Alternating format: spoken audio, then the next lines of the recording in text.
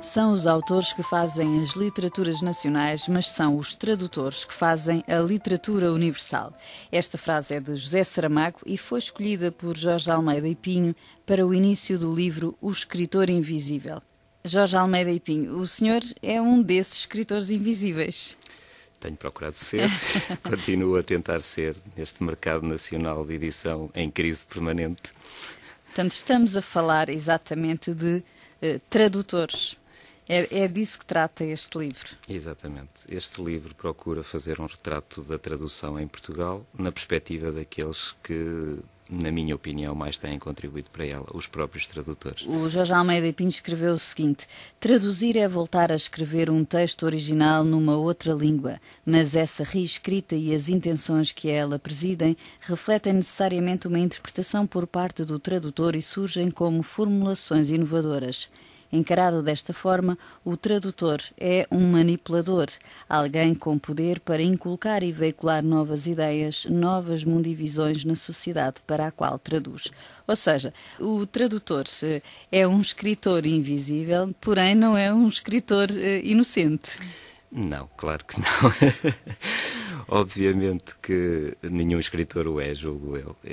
Nem essa noção da criação literária para gozo pessoal está hoje tão presente assim em todas as situações.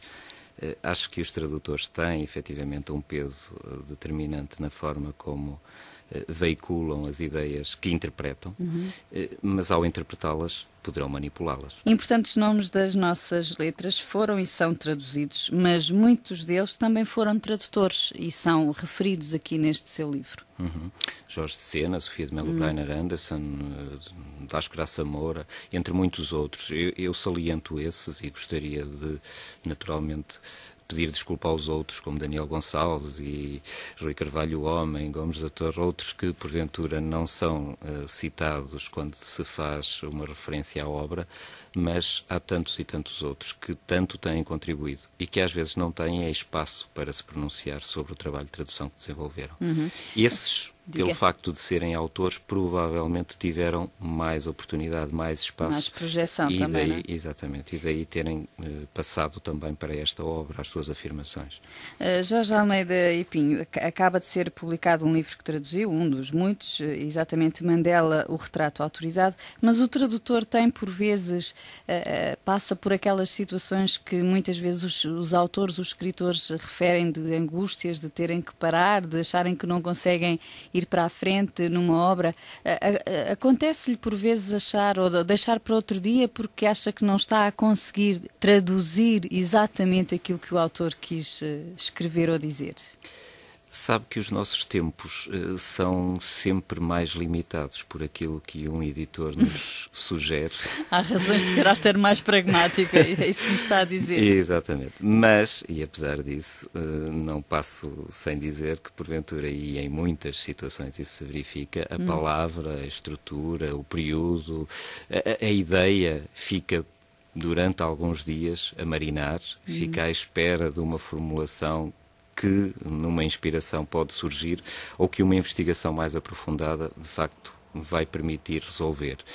Isso acontece também. De alguma forma, este trabalho é também uma homenagem aos tradutores, partindo desse tal pressuposto de que eles são invisíveis?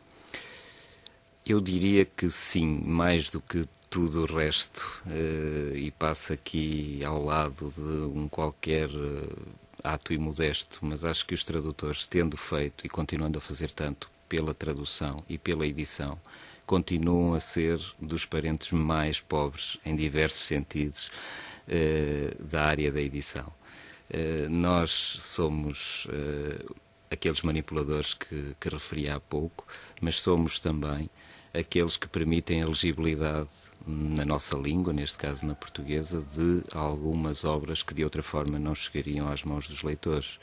Somos também aqueles que de alguma forma se procuram por vezes aniquilar a si próprios, esquecendo a tal referência, às vezes até de ordem biográfica. Não é tão pouco frequente quanto isso lermos as fichas técnicas das obras e nem sequer encontrarmos uma referência ao tradutor.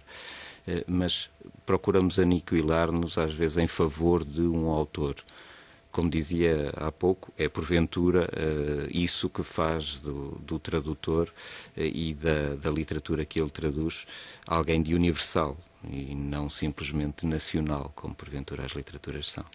O Escritor Invisível é um livro de Jorge Almeida e Pinho, é uma edição Quid Novi, e agora Jorge Almeida e Pinho já não é só um escritor invisível, é mesmo um escritor, porque já tem um livro que é seu e não uma tradução.